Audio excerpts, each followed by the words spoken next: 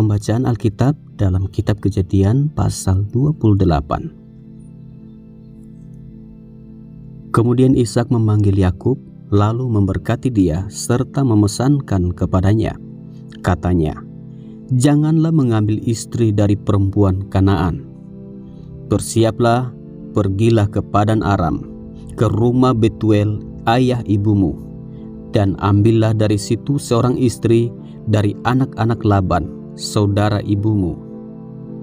Moga-moga Allah yang Maha Kuasa memberkati engkau, membuat engkau beranak cucu, dan membuat engkau menjadi banyak, sehingga engkau menjadi sekumpulan bangsa-bangsa. Moga-moga Ia memberikan kepadamu berkat yang untuk Abraham, kepadamu serta kepada keturunanmu, sehingga engkau memiliki negeri ini yang kau diami sebagai orang asing, yang telah diberikan Allah kepada Abraham." Demikianlah Ishak melepas Yakub.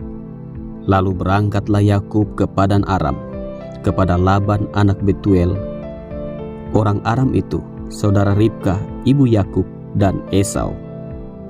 Ketika Esau melihat bahwa Ishak telah memberkati Yakub dan melepasnya ke Padan Aram untuk mengambil istri dari situ, pada waktu ia memberkatinya, ia telah memesankan kepada Yakub, "Janganlah ambil istri dari antara perempuan Kanaan." Dan bahwa Yakub mendengarkan perkataan ayah dan ibunya dan pergi ke Padan Aram. Maka Esau pun menyadari bahwa perempuan Kanaan itu tidak disukai oleh Ishak ayahnya.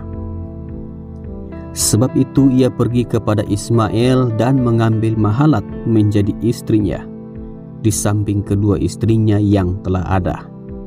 Mahalat adalah anak Ismael, anak Abraham, adik Nebayot. Mimpi Yakub di Betel. Maka Yakub berangkat dari Berseba dan pergi ke Haran. Ia sampai di suatu tempat dan bermalam di situ, karena matahari telah terbenam. Ia mengambil sebuah batu yang terletak di tempat itu dan dipakainya sebagai alas kepala, lalu membaringkan dirinya di tempat itu. Maka bermimpilah ia. Di bumi ada didirikan sebuah tangga yang ujungnya sampai di langit, dan tampaklah malaikat-malaikat Allah turun naik di tangga itu. Berdirilah Tuhan di sampingnya dan berfirman, "Akulah Tuhan Allah Abraham nenekmu dan Allah Ishak. Tanah tempat engkau berbaring ini akan kuberikan kepadamu dan kepada keturunanmu. Keturunanmu akan menjadi seperti debu tanah banyaknya, dan engkau akan mengembang ke sebelah timur, barat, utara, dan selatan, dan olehmu serta keturunanmu semua kaum di muka bumi akan mendapat berkat. Sesungguhnya aku menyertai engkau, dan aku akan melindungi engkau kemanapun engkau pergi, dan aku akan membawa engkau kembali ke negeri ini.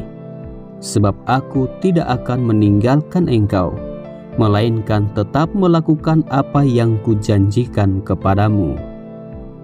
Ketika Yakub bangun dari tidurnya, berkatalah ia, "Sesungguhnya Tuhan ada di tempat ini, dan aku tidak mengetahuinya." Ia takut dan berkata, "Alangkah dahsyatnya tempat ini. Ini tidak lain dari rumah Allah. Ini pintu gerbang surga." Keesokan harinya pagi-pagi, Yakub mengambil batu yang dipakainya sebagai alas kepala dan mendirikan itu menjadi tugu dan menuang minyak ke atasnya. Ia menamai tempat itu Betel. Dahulu nama kota itu Luz.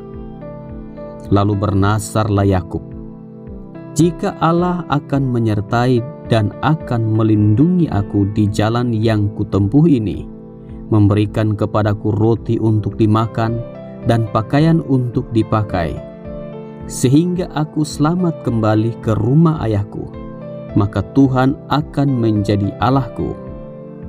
Dan batu yang kudirikan sebagai tugu ini akan menjadi rumah Allah, dari segala sesuatu yang engkau berikan kepadaku, akan selalu kupersembahkan 1/10 kepadamu.